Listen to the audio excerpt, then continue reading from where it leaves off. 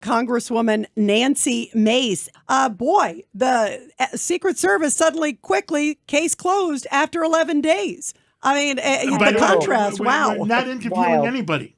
Not interviewing anybody. And Congresswoman, I saw you after your committee got briefed yesterday, and you were so powerful when you came out and you said, what's going on here?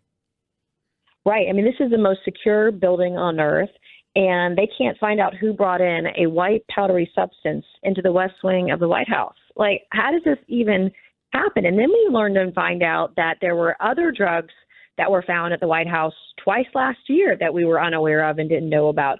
And it's just odd that every story that's embarrassing to the Bidens or to the White House or to this administration, somebody ends up lying. We were lied to about what Biden family members were there and we're not there.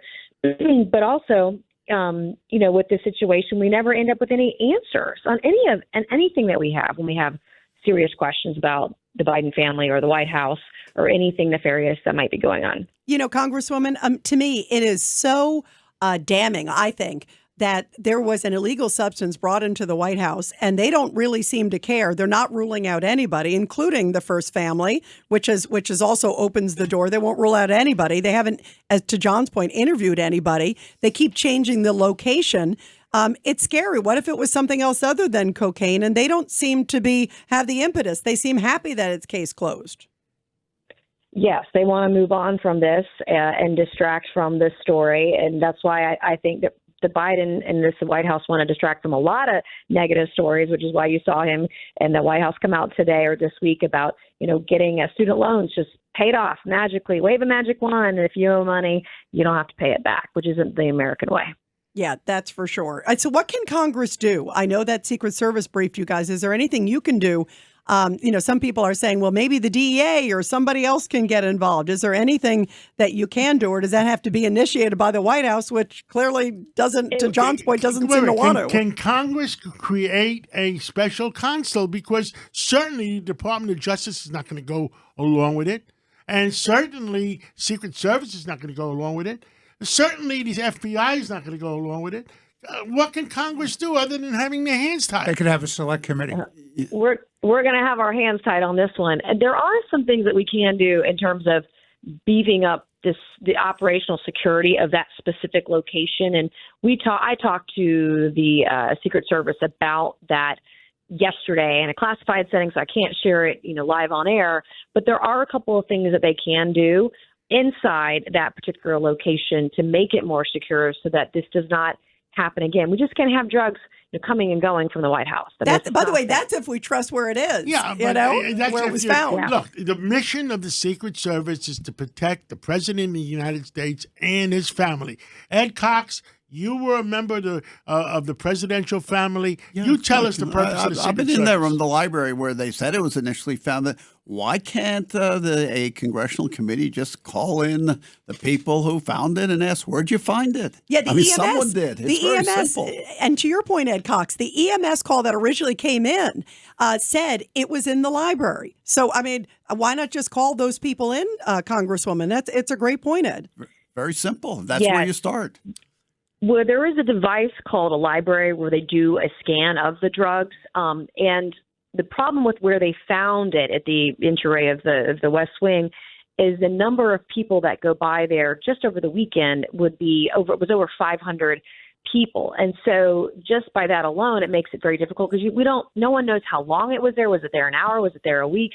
Nobody knows. And then exponentially, there are thousands of people that go through that entrance every week. That's interesting. You just said there's another place called the library, not just the library that is down on that right after the south entrance.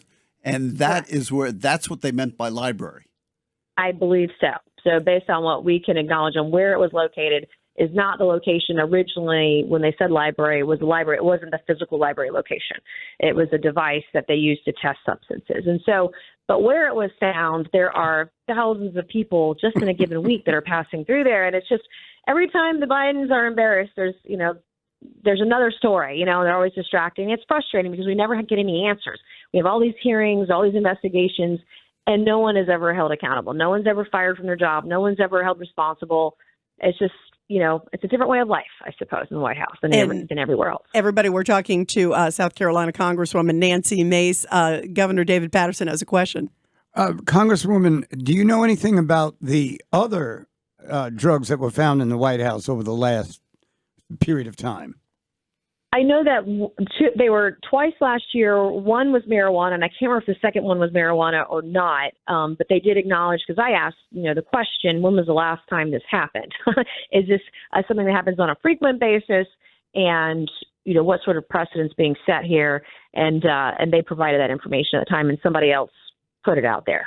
I want to ask you also, because next week is going to be blockbuster, Congresswoman, because we know that the IRS whistleblowers are going to be coming forward. One of them, we've seen this guy, Gary Shapley, and we had his attorney on, and also is another one who's always gone by Whistleblower X, and he is apparently going to go full face, testify before the American public. How powerful, and do you think that's going to be? And what do you think we're going to learn? That's a big deal. Well, I think it has the potential to be explosive. And we just learned there was another story about Romanian payoffs during Biden's vice presidency this week. And I've got my reading to do this weekend to prepare for the oversight hearing. And what I want, Congress, no one in the country trusts Congress. I think our approval rating is like 13%. And so don't take my word for it. Watch the hearing, listen to the hearing, listen to the whistleblowers, and listen to the evidence that they bring forth. Don't trust us, trust them, because there is a lot of evidence that we are putting forth, and I hope that the American people get to see every page of it, because it's damning. This is going to be the most corrupt president in U.S. history based on the limited information I've seen so far, and there's a lot more out there. And unfortunately, I wish we could solve it all tomorrow, but it takes time to get all of the bank records for dozens and dozens of LLCs, to get more whistleblowers. If there are tapes, where are they? Does the FBI have them? How do we get our hands on them so that we can show to the American people, don't trust us. And you got to do it while you still have the majority in Congress. Yes, because we know, because we didn't have the majority last session, Democrats won't investigate their own. So, that's life right now. And so I want to get out the information so the American people can decide for themselves what actually happened. Well, we're going to be watching next week. Wow, it's going to be a bombshell, it sounds like.